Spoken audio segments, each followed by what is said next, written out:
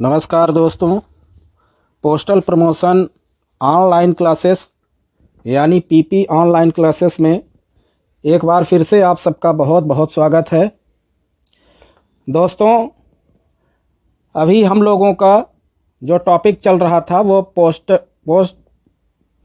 Post office guide part 2 यानी foreign post या विदेशी डाक, इसके बारे में हम लोग पढ़ रहे थे। पिछले क्लास में जो हमारा क्लास फर्स्ट था उसमें रूल नंबर 23 तक यानी 2 सेक्शंस हम लोग कंप्लीट कर चुके हैं। उम्मीद है कि उस सेक्शंस को, उस वीडियो को या उस क्लास को आप अच्छे से पढ़े होंगे, आप अच्छे से तैयार किए होंगे।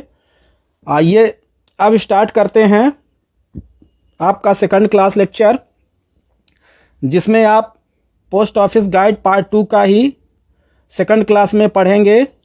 सेक्शन नंबर 3 यहाँ पे स्क्रीन पे आपके दिख रहा होगा। सेक्शन नंबर 3 की चर्चा करेंगे। आज केवल सेक्शन नंबर 3 ही कवर करना है, क्योंकि सेक्शन नंबर 3 अपने आप में ही थोड़ा सा सिलेबस इसका बड़ा है। सेक्शन नंबर 3 हमारा थोड़ा सा बड़ा है, लेंदी है, तो इसको हम लोग रोल नंबर 24 से रोल नंबर 56 तक पूरा करेंगे। मतलब रोल नंबर 24 से रोल नंबर 56 तक इसको आज पूरा करना है। वीडियो बहुत अच्छा लगेगा, क्लास आपको बहुत अच्छा लगेगा, बोरिंग बिल्कुल नहीं फील होगा और पूरी गारंटी है कि आपके दिमाग में A to Z पूरा सिलेबस, पूरा चैप्टर, पूरा रूल आपके समझ में आ जाएगा। बस हमारे साथ क्लास में शुरू से लेकर अंत तक बने रहिएगा, हो गया। बाकी हम खुद ही आपको क्लास छोड़ने नहीं देंगे। आप एक बार हमारे क्लास को ज्वाइन करेंगे तो वीडियो तक आप पूरा कंप्लीट देखेंगे ही देखेंगे, क्योंकि उसमें ऐसा बोरिंग नहीं है। बिल्कुल सिंपल वे लैंग्वेज में, बहुत सरल भाषा में आपको हम समझाने का प्रयास करेंगे, जहां से आपके पूरे कन्फ्यूज़न क्लियर हो जाएंगे। तो चलिए देर ना करते हुए आइए स्टार्ट करते हैं POG guide second foreign post का, जहां से 10 क्वेश्चन 10 मार्क्स के पूछे जाएंगे। ये केवल PASA का सिलेबस है। इसमें पोस्टमैन, मेल गार्ड या MTS का बिल्कुल नहीं पूछा जाता है। जो पोस्टमैन MTS की तैयारी कर रहे हैं वो इस क्लास को अटेंड नहीं करेंगे। बाकी ये PASA के जो तैयारी करते हैं उनके लिए तो ये रामबाण है। 10 नंबर का इसे निकल जाएगा, बिल्कुल आपके पूरा समझ में आ जाएगा। तो चलिए फिर देर नहीं करते हैं, स्टार्ट करिएगा। सेक्शन नंबर 3 में हम बात करेंगे conditions relating to various classes of letter post items. मतलब पत्र पोस्ट के विभिन्न वर्गों के बारे में शर्तें। पत्र पोस्ट के विभिन्न वर्ग कैसे होते हैं, जैसे लेटर हो गया, लेटर पोस्ट हो गया, ब्लाइंड लिटरेचर पैकेट हो गया, रजिस्टर्ड न्यूज़पेपर हो गया। ये सब किस में आते हैं? ये सब लेटर पोस्ट के अंतर्गत आते हैं। भाई देखिए, शुरू में ही पहले क्लास में ही हम बताए थे, जब स्टार्ट हमारा क्लास शुरू से जब स्टार्ट हुआ था पीओजी गाइड सेकंड का, तो स्टार्टिंग में ही आपको बताया था कि जो हमारा फॉरेन पोस्ट का कैटेगरी है, विदेशी डाक वस्तुओं की जो श्रेणियां 2 बताया था, तो कौन कौन सी श्रेणी बताया था? लेटर पोस्ट और पास्टर पोस्ट ही तो बताया था। तो अभी हम लोग यहाँ पे क्या पढ़ेंगे कि लेटर पोस्ट यानी पत्र पोस्ट के विभिन्न वर्गों के बारे में। पार्सल पोस्ट का यहाँ पर जिक्र नहीं किया जाएगा। अभी लेटर पोस्ट के विभिन्न वर्ग के जो श्रेणी हैं उनके बारे में हम जानेंगे। जैसे लेटर हो गया, लेटर कार्ड हो गया, ब्लाइंड लिटरेचर पैकेट हो गया, रजिस्टर्ड न्यूज़पेपर हो गया। इन सब के बारे में जानेंगे कि फॉरेन में कैसे क्या लागू होता है। और सब में पढ़ना क्या है? कुछ नहीं, डिस्क्रिप्शन उसका पढ़ना है, मेकअप पे पढ़ना है, कैसे बुक करना है, कैसे उसको भेजना है, कैसे सावधानी बरतना है, कैसे लिफाफा का साइज होगा, क्या उसका वजन रहेगा। यही सब चीज़ जो आप पोस्ट ऑफिस गाइड पार्ट 1 में पढ़े हैं, वही चीज़ यहाँ पर भी रहेगा। मिलता जुलता है, दोनों को देखते चलिएगा, ज़्यादा समझ में आएगा। थोड़ा थोड़ा जो अंतर है उसको दिमाग में माइनर बैठा के रखना है। बाकी सबसे पहले हम पहले ही बताए थे आपको कि कोई भी चैप्टर आप क्लियर कर रहे हैं, कंप्लीट कर रहे हैं, तो उसके सिलेबस पे बार बार जोर दीजिएगा। सिलेबस पे जोर देंगे। जैसे किसी प्रश्न को हल करते हैं ना, तो बोलते हैं ना टीचर कि पहले सिलेबस पेपरवा को या प्रश्न को पहले अच्छे से पढ़िए, उसी में उत्तर मिल जाएगा। तो चलिए सेक्शन नंबर 3 में हम लोग पत्र पोस्ट के विभिन्न वर्गों के बारे में, विभिन्न श्रेणियों के बारे में पढ़ते हैं। तो आइए स्टार्ट करते हैं। सबसे पहला है A नंबर पे लेटर्स। लेटर्स के बारे में जानेंगे। रोल नंबर 24 में लेटर का डिस्क्रिप्शन जानेंगे। लेटर का, अभी लेटर का ही चलेगा, पत्र का ही चलेगा। लेटर का विवरण देखिए, यहां पे एक चीज लिखा हुआ है पेनाल्टी। क्या लिखा गया है? पेनाल्टी। तो लेटर में क्या होता है कि penalty for outward articles, outward यानी होता है यदि सेंडर और प्राप्तकर्ता के अलावा, यदि सेंडर और प्राप्तकर्ता के अलावा थर्ड पर्सन को देना हो, आउटवर्ड यानी थर्ड पर्सन को देना हो, तो इसको फॉरवर्ड नहीं किया जाएगा।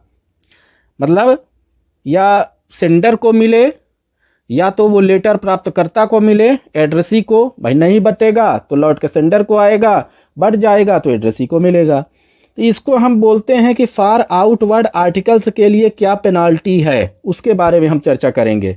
तो थर्ड पर्सन को यदि मान लीजिए देना हो किसी कारणवश, तो इसको फॉरवर्ड नहीं किया जाएगा, ये नहीं भेजा जाएगा। डिस्क्रिप्शन में, लेटर के डिस्क्रिप्शन में पेनाल्टी का बता दिया भैया कि आप प्राप्तकर्ता और सेंडर के अलावा किसी को भेजेंगे, मतलब प्राप्तकर्ता को नहीं मिला तो आरटीएस होगा, सेंडर के पास जाएगा। तीसरे पर्सन को नहीं दे सकते हैं, यदि प्राप्तकर्ता को मिले तो सेंडर को मिले। तो इसको, इस तरह के आर्टिकल को सबसे पहले तो फॉरवर्ड ही नहीं किया जाएगा। यदि किसी कारणवश फॉरवर्ड भी कर दिया गया तो आरटीएस हो जाएगा। आरटीएस यानी होता है रिटर्न टू सेंडर, माने भेजने वाले को पुनः मिल जाए, प्राप्त हो जाए, उसको वापस आ जाए। तीसरी चीज क्या है? प्रत्येक डाक को अनपेड माना जाएगा। अनपेड मतलब होता है कि उसका भुगतान नहीं किया गया है, ये माना जाएगा। अगर मान लीजिए अनपेड है तो रेट क्या लगेगा? Double of postage inland postal rate पर चार्ज किया जाएगा। मतलब डबल ऑफ पोस्टेज यानी जो भी पोस्टेज लगना था उसका 2 गुना किस रेट पर? इनलैंड पोस्ट पर, इनलैंड रेट पर चार्ज किया जाएगा। ये हो गया आउटवर्ड आर्टिकल्स के लिए। अब कुछ कंडीशंस हैं, भाई आउटवर्ड है तो इनवर्ड भी होगा, ये भी जरूरी है। तो penalty for inward foreign articles, outward यानी जो भारत से बाहर जा रहा है, इनवर्ड यानी जो विदेश से भारत में आ रहा है। तो इनवर्ड के लिए क्या पेनाल्टी रहेगी? इनवर्ड फॉरेन आर्टिकल्स के लिए क्या पेनाल्टी रहेगी? डबल ऑफ पोस्टेज चार्ज किया जाएगा। मतलब डबल ऑफ पोस्टेज चार्ज, जो बकाया पोस्टेज चार्ज जो लगना था, यहां पर भी डबल ऑफ पोस्टेज लगेगा। किस चार्ज पर? इंटरनेशनल रेट पर। ध्यान से देखिएगा, पहले किस रेट पे लगता था? इनलैंड रेट पर। क्यों? क्योंकि यहां से बाहर भेजा जा रहा था। अब लगेगा इंटरनेशनल रेट पर। क्यों? क्योंकि ये वहां से, भाई विदेश से आ रहा है ना अपने पास। इनवर्ड हो गया, इनवर्ड फॉरेन आर्टिकल हो गया। एड्रेसी से चार्ज वसूला जाएगा। चार्ज किससे वसूला जाएगा? पाने वाले से, एड्रेसी से। ये किस कंडीशन में होता है? ये पेनाल्टी हो गया आपका आउटवर्ड आर्टिकल्स और इनवर्ड आर्टिकल्स के लिए। उम्मीद है कि ये बिल्कुल अच्छे से समझ में आ गया होगा। तो ये लेटर का डिस्क्रिप्शन हो गया। अभी लेटर का चल रहा है, पत्र पोस्ट के जो विभिन्न श्रेणी के बारे में जानना है, तो उसमें पहला श्रेणी हो गया आपका लेटर। लेटर के बारे में अभी हम इसका लेटर का डिस्क्रिप्शन जाने हैं कि क्या होता है आउटवर्ड और इनवर्ड कंडीशन में। रूल नंबर 25 में बात करेंगे फॉर्मेट एंड डायमेंशंस की। किसकी बात करेंगे? पत्र की बाह्य आकृति और उसके विस्तार की बात करेंगे। आकृति देखिए, हिंदी कितना उटपटांग रहता है कभी कभी। पत्र की बाह्य आकृति और उसका विस्तार, ये कितना सरल है। फॉर्मेट एंड डायमेंशन, फॉर्मेट सबको पता है, फॉर्मेट, और उसका डायमेंशन यानी आकृति, सॉरी विस्तार। यहां पे देखिए एक मैक्सिमम लिखा हुआ है। मैक्सिमम का क्या मतलब होता है कि पत्र का जो मैक्सिमम डायमेंशन है वो कितना होना चाहिए? सम ऑफ लेंथ, लंबाई plus width plus depth of letter, ये 900 mm होना चाहिए, इससे ज़्यादा नहीं होगा। Greatest dimension up to 600 mm होना चाहिए, इससे ज़्यादा नहीं होना चाहिए। प्लस 2 बढ़ा सकते हैं या 2 mm घटा सकते हैं। सबसे बड़ा आयाम, ग्रेटेस्ट डायमेंशन होता है सबसे बड़ा आयाम। ये कभी कभी पूछता है, ज़्यादातर पूछता नहीं है, फिर भी जानना जरूरी है। दूसरी चीज़, पत्र 2 फॉर्म में होते हैं। एक रोल फॉर्म में भी होता है, एक सिंपल फॉर्म आपका हो गया। तो रोल फॉर्म में क्या रहता है कि sum of length twice of the diameter. भाई रोल फॉर्म में है वो तो इस तरह से चलेगा। इसका अप टू 1040 मिलीमीटर, mm यानी 1040 mm से ज़्यादा नहीं होना चाहिए। इसका हिंदी में समझ लीजिए थोड़ा सा, लंबाई प्लस व्यास का 2 गुना। और जो ग्रेटेस्ट डायमेंशन है वो 900 मिलीमीटर से ज़्यादा नहीं होना चाहिए। ये रोल फॉर्म में हो गया।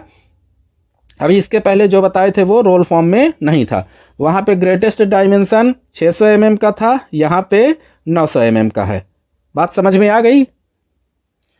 अब मिनिमम की भी चर्चा कर लीजिए पत्र की। फॉरेन पोस्ट में मिनिमम सरफेस मेजरिंग, ये जो सरफेस मेजरमेंट में जाएगा तो 90 गुणे 140 mm, मतलब 90 इंटू 140 mm प्लस माइनस 2 का टॉलरेंस लेके चलेंगे। इन रोल फॉर्म में क्या होगा, sum of length plus 2 into diameter, twice of diameter 170 mm से नहीं होना चाहिए, इससे कम नहीं होना चाहिए। ग्रेटेस्ट डायमेंशन 100 mm से कम नहीं होना चाहिए, इससे कम करेंगे तो फिर पेनाल्टी लगेगी। क्या पेनाल्टी लगेगी उसको आगे देखेंगे। फिर इसके बाद क्या होता है, रिकमेंडेड दैट, मतलब रिकमेंडेड दैट, क्या रिकमेंड किया जा रहा है कि पत्र का डायमेंशन 120 mm, यहाँ पे mm है, ये m बस लिखा है, 120 mm से 235 mm से कम नहीं होना चाहिए। थिकनेस की बात अगर करेंगे तो 5 mm से थिकनेस यानी होता है मोटाई, उससे कम नहीं होना चाहिए। फिर ratio of length and breadth जो है वो √2, यानी √2 की वैल्यू होती है 1.414, √2 से ज़्यादा √2 होना चाहिए, इससे न कम होना चाहिए ना ज़्यादा। ये रेशियो बता दिया, लेंथ और ब्रेड्थ का जो रेशियो है वो 1.414 के आसपास ही होना चाहिए, उससे कम ज़्यादा नहीं होना चाहिए। तो ये हो गया हमारा रूल नंबर 25 में फॉर्मेट एंड डायमेंशन। ये तो याद ही करना पड़ेगा, इसमें कुछ ऐसा समझने वाला नहीं है। रूल नंबर 26 में आइए। रूल नंबर 26 में दिया गया है मैक्सिमम वेट। क्या दिया गया है, मैक्सिमम वेट। तो मैक्सिमम वेट जो है फॉरेन पोस्ट का कितना होना चाहिए, 2 किलोग्राम। 2 किलोग्राम से ऊपर नहीं भेज सकते हैं, ये मैक्सिमम है। अब देखिए पेनाल्टी किस पे लगेगी, पत्र पे लगेगी। क्यों लगेगी उसको समझिए। पेनाल्टी में बोलता है कि सबसे पहले तो आरटीएस कर देंगे, रिटर्न टू सेंडर को वापस कर देंगे। क्यों, यदि उल्लंघन अधिकतम अनुमेय वजन से अधिक होने के संबंध में हो तो वास्तविक वहन के आधार पर प्रभार ले लिया जाएगा। पेनाल्टी का मतलब ये हुआ कि जैसे मान लीजिए कि हम मिनिमम वेट बोल दिए, अब मैक्सिमम वेट बोल दिए, फिर दूसरा चीज़ उसके हम साइज पर बोल दिए, थिकनेस पे बोल दिए, लंबाई पे बोल दिए, चौड़ाई पे बोल दिए। तो इस तरह से अगर कुछ ऐसा पाया जाता है तो पत्र हमारा आरटीएस हो जाएगा। मगर एक चीज़ और है, यदि उल्लंघन अधिकतम अनुमेय वजन से अधिक होने के संबंध में हो, मतलब जैसे अगर हमको 2 किलोग्राम भेजना है, अगर वो 2.5 किलोग्राम का हो गया यानी 205 किलोग्राम का हो गया, तो वास्तविक वजन के आधार पर प्रभार ले लिया जाएगा। तो वास्तविक वजन के आधार पर जो प्रभार लगता है उसका चार्ज ले लिया जाएगा, यही ये बोल रहा है। ये हो गया रूल नंबर 27 में पेनाल्टी की। अब rule number 28, unpaid and insufficiently paid letters. Unpaid यानी होता है अदत्त वस्तुएं, और इनसफिशिएंटली मतलब होता है कि अपूर्ण भुगतान जिसको बोलते हैं। अदत्त इसको हो गया, अनपेड हो गया, पैसा ही नहीं दिया गया है। इनसफिशिएंटली पेड दिया गया है पर आधा अधूरा दिया गया है। इसमें क्या होता है, पहले नंबर पे दिया गया है टैक्स विथ डेफिशिएंसी, पत्रों को कमी के साथ लगाकर उन्हें गंतव्य तक भेज दिया जाएगा। भाई अगर कुछ ऐसा है, अनपेड है, इनसफिशिएंटली पेड है, तो उसको पत्रों में कमी के साथ लगाकर उसके गंतव्य स्थान पर भेज दिया जाएगा। जो कमी होगी उसमें डेफिशिएंसी जो होगा उसके हिसाब से भेज दिया जाएगा। हैंडलिंग चार्ज को थोड़ा सा समझिएगा। हैंडलिंग चार्ज बोल रहा है कि 2.5% के गुणा करके, किस में, गंतव्य देश में पहले वजन चरण में विदेशी पत्र की दर पर। गंतव्य देश में पहले वजन चरण में विदेशी पत्र की दर पर, भारत में पहले वजन चरण में विदेशी पत्र की दर पर, दोनों में कितना लगेगा, 2.5% से गुणा करके उसका हैंडलिंग चार्ज देना पड़ेगा। तीसरे नंबर पे है इनलैंड लेटर कार्ड ILC केवल भूटान, बांग्लादेश, तथा नेपाल में ही अलाउ है, ये पूछता है, बार बार पूछता है कि ILC, फॉरेन में ILC कहाँ कहाँ पे अलाउ है, तो भूटान हो गया, बांग्लादेश हो गया, नेपाल हो गया, 3 से ज़्यादा नहीं है, यहीं पर ये चीज़ें अलाउ है। तो ये हो गया हमारा विभिन्न श्रेणियाँ जो हम पढ़ रहे हैं पत्र का। तो पहला हो गया हमारा लेटर। अब हमारा आता है सेकंड नंबर पे बी में, सेकंड टाइप में पोस्ट कार्ड। बी में क्या आता है? Post card.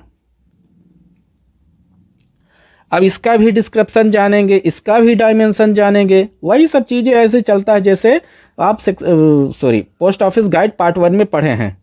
पोस्ट कार्ड के डिस्क्रिप्शन को समझिए। भूटान, बांग्लादेश और नेपाल के अलावा जहां की अंतर्देशीय दरें लागू हैं, विदेश डाक में रिप्लाई पोस्ट कार्ड सेवा उपलब्ध नहीं है। इसके अलावा जहां अंतर्देशीय दरें लगती हैं, इंटरनेशनल रेट, वहां विदेश डाक में पोस्ट कार्ड की सेवा उपलब्ध नहीं है भैया। ये 29 नंबर पे बता दिया।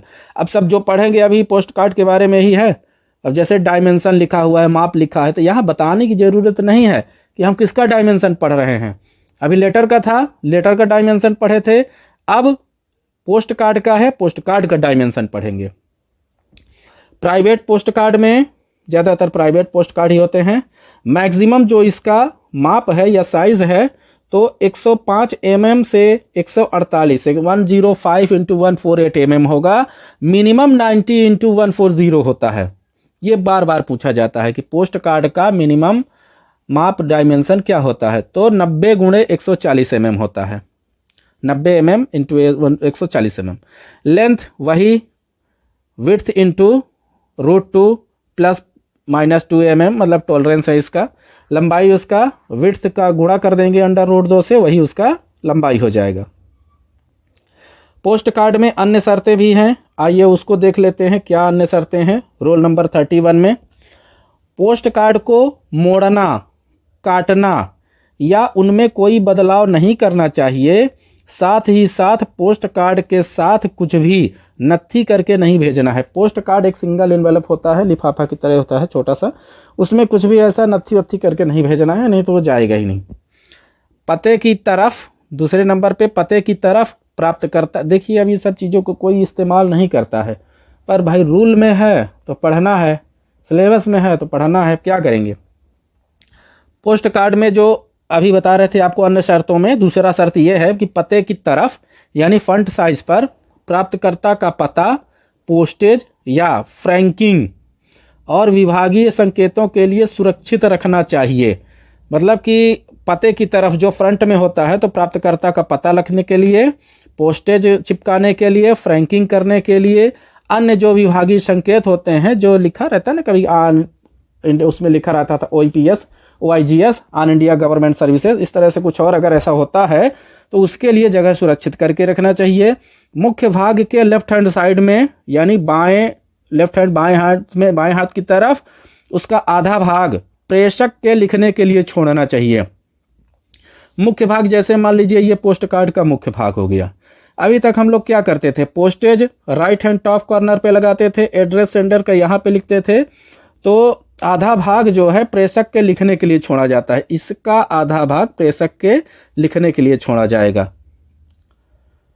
तीसरे नंबर पे दिया गया है इलस्ट्रेशन। इलस्ट्रेशन में क्या होता है, stamps, levels, address slip, other thin substance, ये सब अलाउ हैं। ये चीज़ें आप लगा सकते हैं। भाई स्टैम्प तो कर ही सकते हैं, उसको स्टैम्प तो लगाना ही पड़ेगा। लेवल्स हो गया और एड्रेस शिप हो गया, अदर देन सब्सटेंस, ये सब चीज़ें हम इसमें अलाउ कर सकते हैं। अब आइए रोल नंबर 33 में देखते हैं। रोल नंबर 33 में क्या बोला गया है कि postage unpaid and insufficiently paid post card. यदि पोस्ट कार्ड में अनपेड और इनसफिशिएंटली पेड माने आधा अधूरा अगर पेड किया गया है तो उस पर क्या चार्ज किया जाएगा, उसके उल्लंघन पर क्या किया जाएगा, इसके बारे में ये बोल रहा है।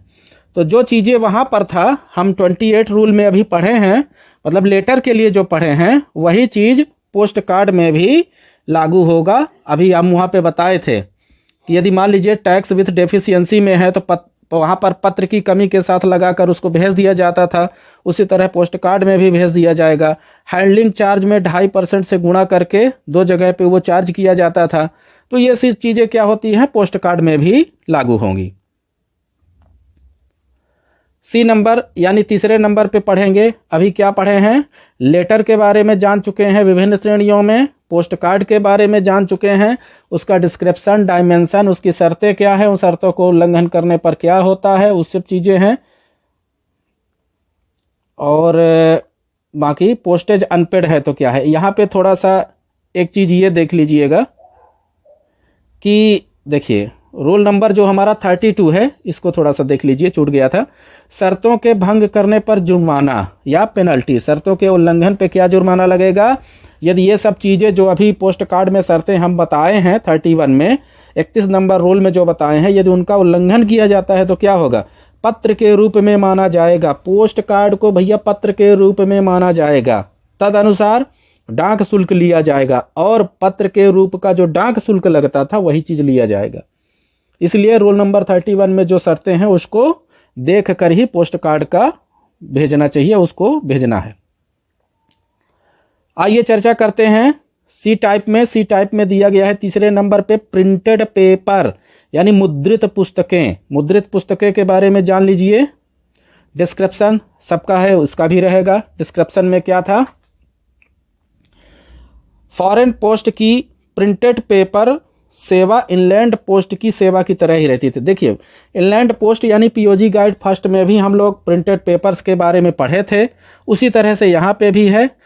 अब इसकी कैटेगरी कौन कौन सी होती है, category of printed papers, ordinary printed paper, registered newspaper. मतलब प्रिंटेड पेपर्स की जो कैटेगरी है वो 2 कैटेगरी है, साधारण मुद्रित कागज ऑर्डिनरी प्रिंटेड पेपर, या दूसरा रजिस्टर्ड न्यूज़पेपर। इसको ध्यान में रखेगा, ये पूछता है, ये उसी तरह से पूछता है। निम्न चीज़ों को प्रिंटेड पेपर्स के तहत भेजा जा सकता है। किन चीज़ों को, स्कूल के छात्रों के बीच आदान प्रदान किए गए लेटर एंड पोस्ट कार्ड। मतलब स्कूल के छात्रों को यदि मान लीजिए कम्युनिकेशन के लिए लेटर और पोस्ट कार्ड के रूप में भेजा गया, तो ये चीज़ें हमेशा स्कूल के हेड के माध्यम से भेजी जाएंगी। स्कूल के द्वारा अपने छात्रों को भेजे गए पत्राचार पाठ्यक्रम और छात्रों की मूल कापियाँ ये भी भेज सकते हैं प्रिंटेड पेपर की तरह। कार्यों की हस्तलिखित प्रतियां या समाचार पत्रों की पांडुलिपियां या मैन्युस्क्रिप्ट ये भी भेज सकते हैं। संगीत लेख भी भेज सकते हैं, फोटोकॉपीज भी भेज सकते हैं। किसमें, प्रिंटेड पेपर्स में।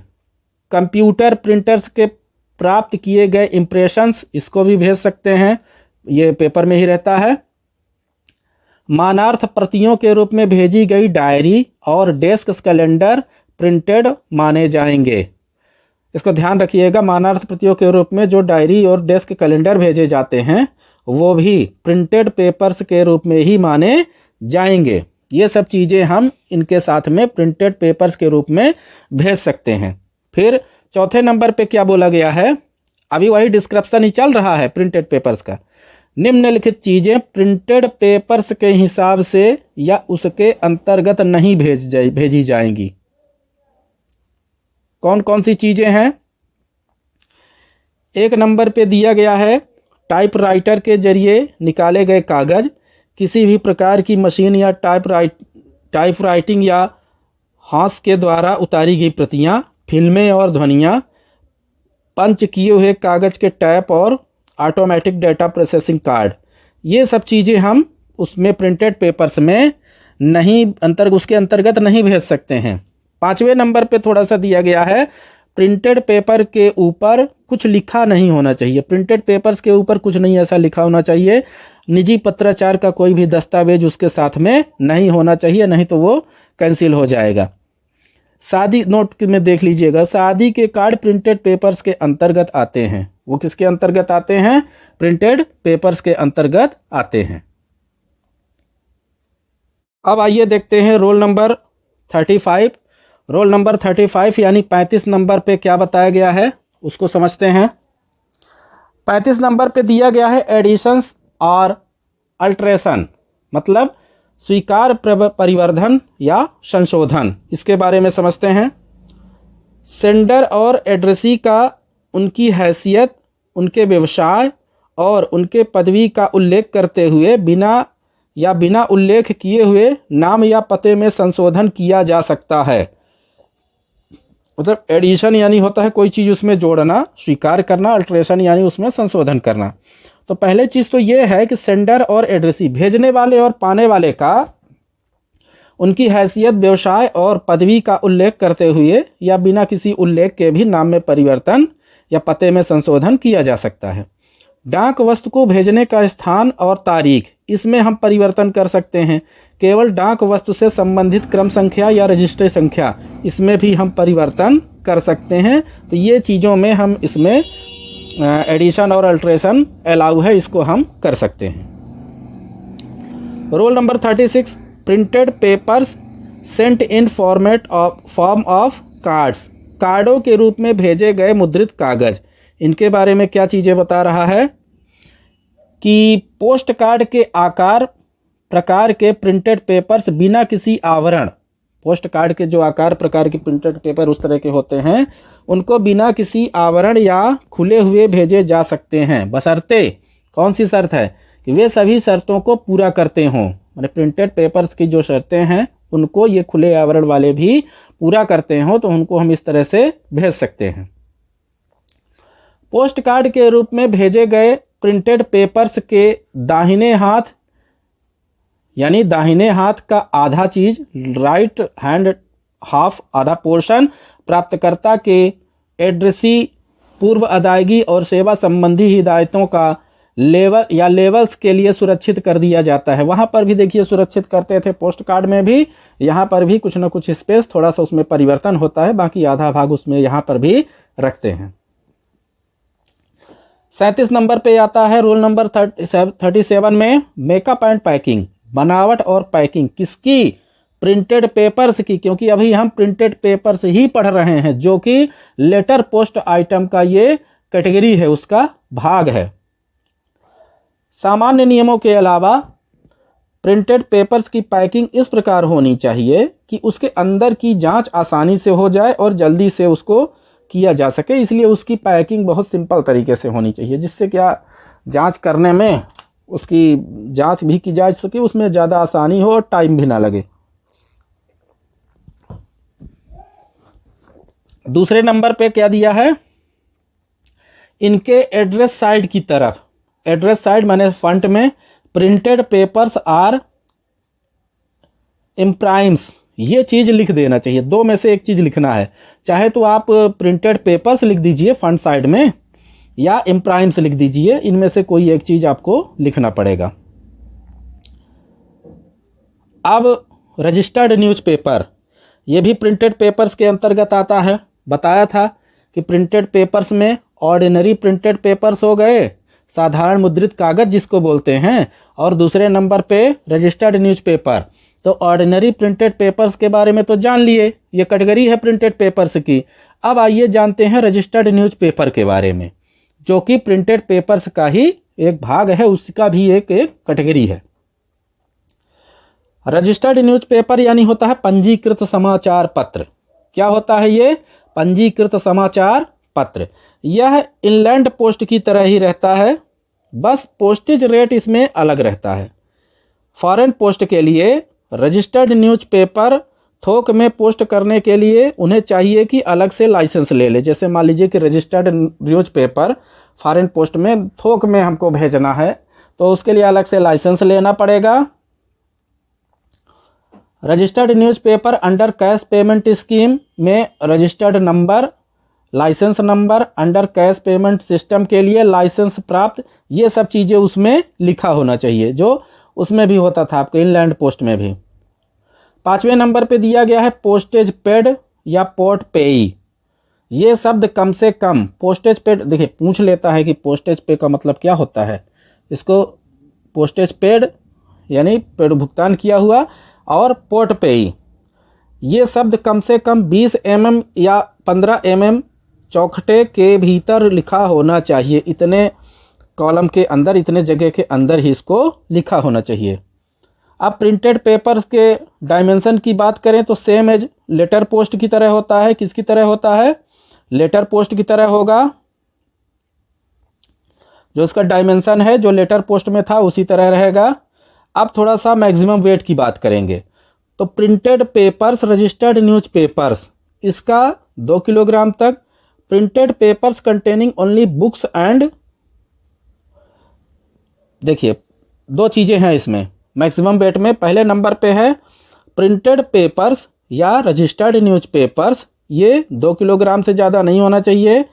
Printed papers containing only books and pamphlets, ये चीज़ें हैं अगर इसमें, मतलब यदि किताबें हैं या पैम्फलेट्स वगैरह हैं तो ये 5 किलोग्राम तक हो सकती हैं।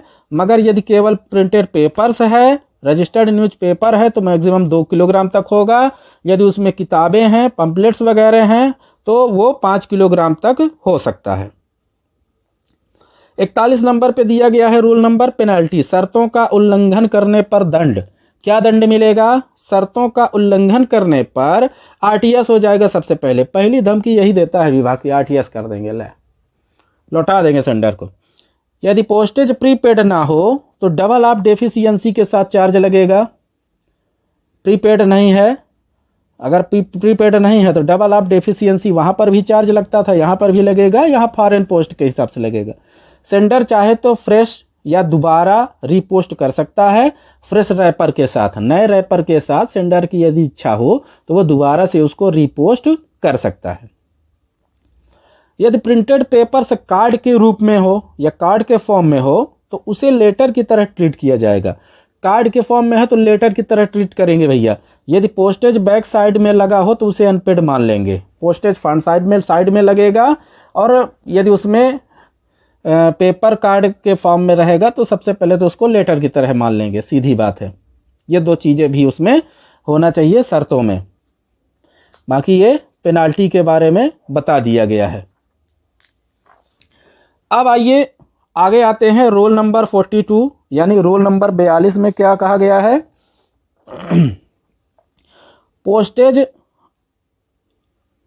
Unpaid and insufficiently paid articles, यानी अदत्त शुल्क और अपर्याप्त दत्त शुल्क में क्या होगा? सरफेस ट्रांसमिशन में सतही प्रसारण के द्वारा इस कंडीशन में प्रिंटेड पेपर को फॉरवर्ड नहीं किया जाएगा। Surface transmission by road surface से नहीं भेजा जाएगा, आरटीएस कर दिया जाता है ज़्यादातर। बाय एयर ट्रांसमिशन में टैक्स विथ पोस्टेज ड्यू, यदि मान लीजिए कि कोई अगर टैक्स के रूप में पोस्टेज ड्यू है तो डेफिशिएंसी पेड करने पर उसके अंतर का भुगतान करने पर वापस कर दिया जाएगा। इस चीज़ को ध्यान में रखना है। यह हो गया सरफेस और बाय एयर दोनों ट्रांसमिशन में यदि पोस्टेज अनपेड है और इनसफिशिएंट पेड है तो ये चीज़ें होती हैं। पेनाल्टी वो अलग था, ये पोस्टेज अनपेड और इनसफिशिएंटली पेड की बात कर रहा है। बल्क बैग सिस्टम, थोक बैग प्रणाली वहाँ पे भी था। श्रीलंका, नेपाल, भूटान और पाकिस्तान को छोड़कर अन्य सभी देशों में बल्क बैग सिस्टम लागू है। पेपर में यही सब तो पूछता है कि किस किस देशों में बल्क बैग प्रणाली चालू है या किस किस देशों में बल्क बैग प्रणाली नहीं है, ये पूछ लेगा। इनमें से कोई एक देश ऐसे जोड़ गांठ के बता देगा।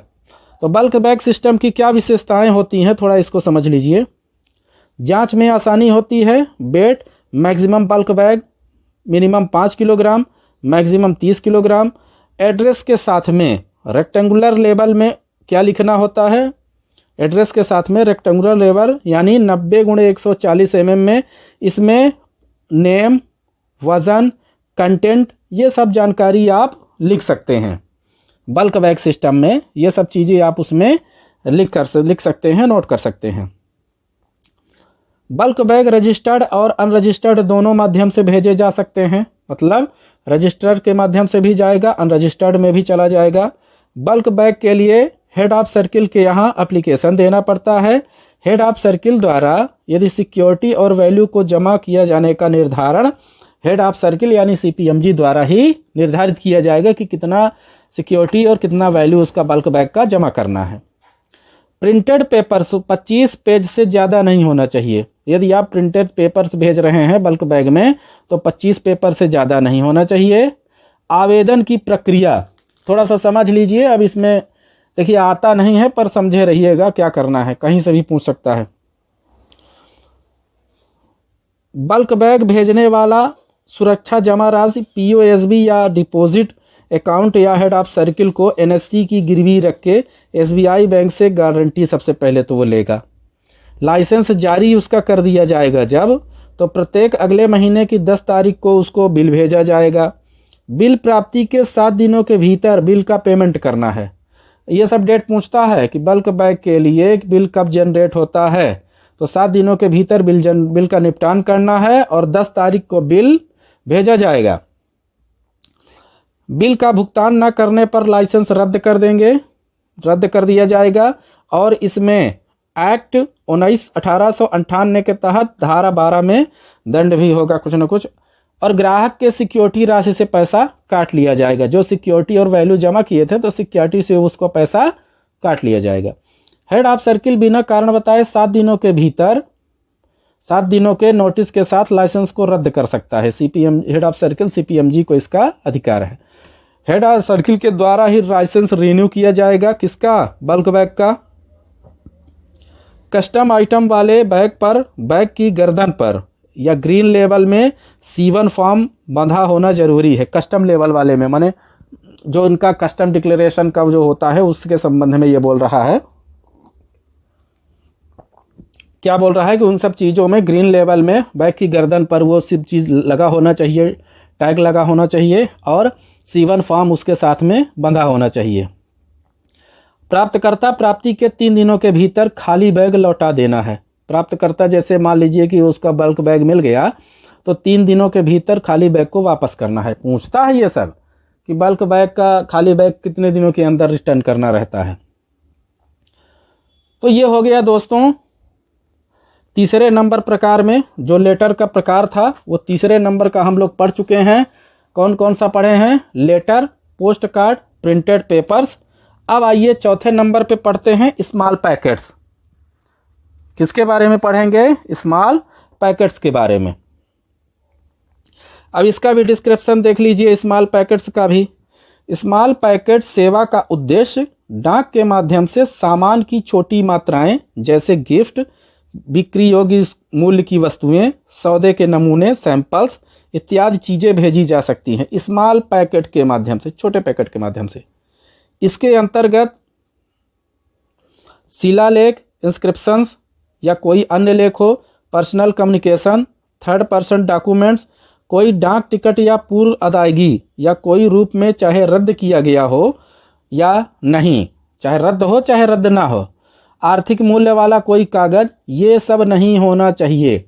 मतलब ये बोल रहा है कि जो भी यहाँ पे दिया गया है इसके अंतर्गत शिलालेख हो गया, पर्सनल कम्युनिकेशन हो गया, थर्ड पर्सन डॉक्यूमेंट हो गया, ये चीज़ हो गया, आर्थिक मूल्य वाला कोई भी कागज हो गया, ये सब चीज़ें उसके अंदर आपको नहीं भेजना है। किसके अंदर? स्मॉल पैकेट्स के अंदर। पैकेट के बाहर की तरफ या अंतर वस्तुओं पर एक सेपरेट पेपर पर निम्न चीज़ें हो सकती हैं। क्या हो सकती हैं?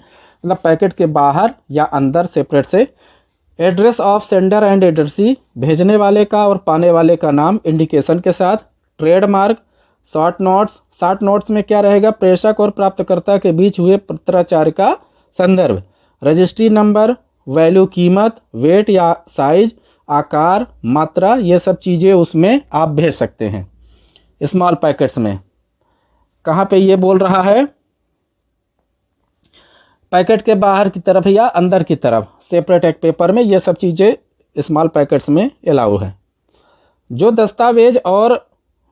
दस्तावेज वर्तमान और व्यक्तिगत पत्राचार की प्रकृति में ना हो लेकिन प्रेषक और पतेदार के बीच आदान प्रदान स्मॉल पैकेट में भेजे जा सकते हैं। मतलब पर्सनल कम्युनिकेशन उसमें अगर नहीं है, व्यक्तिगत पर्सनल कम्युनिकेशन उसमें नहीं है, तो प्रेषक और पतेदार के बीच में, भेजने वाले और पाने वाले के बीच में स्मॉल पैकेट्स में उसको भेजा जा सकता है। उसमें क्या क्या हो सकता है समझ लीजिए थोड़ा सा। लीगल डॉक्यूमेंट्स हो सकता है, insurance documents, commercial document permissible as printed papers, जो प्रिंटेड पेपर्स में प्रिंट हो वो भी इसमें परमिजिबल है यानी अलाउ है। 5वें नंबर पे ग्रामोफोन रिकॉर्ड्स। किसकी बात कर रहा है? ग्रामोफोन रिकॉर्ड्स की। इसमें क्या क्या होता है, टेप्स हो गया, वायर हो गया, ऑटोमेटिक डाटा प्रोसेसिंग कार्ड हो गया, मैग्नेटिक टेप हो गया, एसक्यूएल का फुल फॉर्म होता है structured query language cards.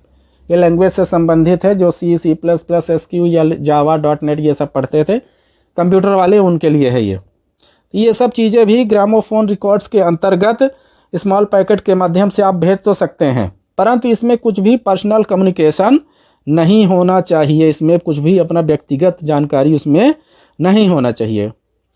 Dimension की बात करें तो सेम एज लेटर पोस्ट की तरह ही रहेगा। मैक्सिमम वेट देख लीजिए, पूछता है maximum weight up to 1 kilogram, पहले 1 किलोग्राम तक था, अब अपडेट होकर इसको 2 किलोग्राम कर दिया गया है। कुछ देशों में 500 ग्राम ही अलाउ है, मतलब आधा किलोग्राम ही अलाउड है। रोल नंबर 47 में मेकअप एंड पैकिंग, यानी बनावट और पैकिंग। किसकी बनावट और पैकिंग की बात कर रहा है, तो ये बात कर रहा है, अभी चौथे नंबर पे था ना, किसका हम बताए थे, स्मॉल पैकेट्स के बारे में, उसके मेकअप और पैकिंग के बारे में। सामान्य शर्तों को जो पूरा करे, क्विक और इजी एग्जामिनेशन में जो जल्दी हो, पैकेट के ऊपर पैकेट्स और स्मॉल पैकेट्स ये लिखा होना चाहिए, उसके ऊपर लिखा होना चाहिए। जैसे हम लोग प्रिंटेड पेपर्स में नहीं लिखते थे ऊपर प्रिंटेड पेपर्स, उसी तरह से इसके ऊपर भी लिखा होना चाहिए। पैकेट के बाहर सेंडर का नाम और एड्रेस लिखा होना चाहिए, ये भी जरूरी है। स्मॉल पैकेट के साथ सीमा शुल्क घोषणा अवश्य होना चाहिए, कस्टम डिक्लेरेशन जरूरी है, उसको अवश्य इसमें लगाना चाहिए। रोल नंबर 48 में बात किया गया है डिलीवरी की, वितरण की। तो वितरण स्मार्ट पैकेट का 500 ग्राम तक वितरण फ्री है। 500 ग्राम से यदि ज़्यादा होता है तो डिलीवरी फ्री एड्रेसी के द्वारा पे करना पड़ेगा, जो पाएगा उसी से वसूला जाएगा। रोल नंबर 49 पेनाल्टी, शर्तों का उल्लंघन करने पर क्या दंड है, RTS, पुरानी धमकी। स्मॉल पैकेट्स पर उसी दर के हिसाब से डाक शुल्क की दुगनी मात्रा वसूल की जाएगी। पहले भी यही होता था, इसमें भी यही, कोई बड़ी चीज़ नहीं है ये। रोल नंबर 50 में अगर बात करें, यदि पोस्टेज अनपेड और इनसफिशिएंटली पेड है स्मॉल पैकेट के लिए, तो क्या होगा, ये प्रीपेड होने चाहिए। सबसे पहले तो विभाग धमकी देता है प्रीपेड होने चाहिए। यदि स्मॉल पैकेट अनपेड और इनसफिशिएंटली पेड हो भी गए तो नॉट फॉरवर्डेड, भैया इसको फॉरवर्ड नहीं किया जाएगा। यदि पॉसिबल हो तो RTS कर दिया जाएगा, सेंडर को वापस कर दिया जाएगा, लो भैया पकड़ो अपना स्मॉल पैकेट। यदि अन्य शर्तों पर उल्लंघन ना हुआ तो इन्हें इनलैंड पार्सल के रूप में मानते हुए प्रभारों की वसूली कर सेंडर को सौंप दिया जाता है। मतलब अन्य शर्तों, यदि और जो शर्तें हैं वो उसका उल्लंघन यदि भेजने वाला नहीं किया है तो इनलैंड पार्सल के रूप में इसको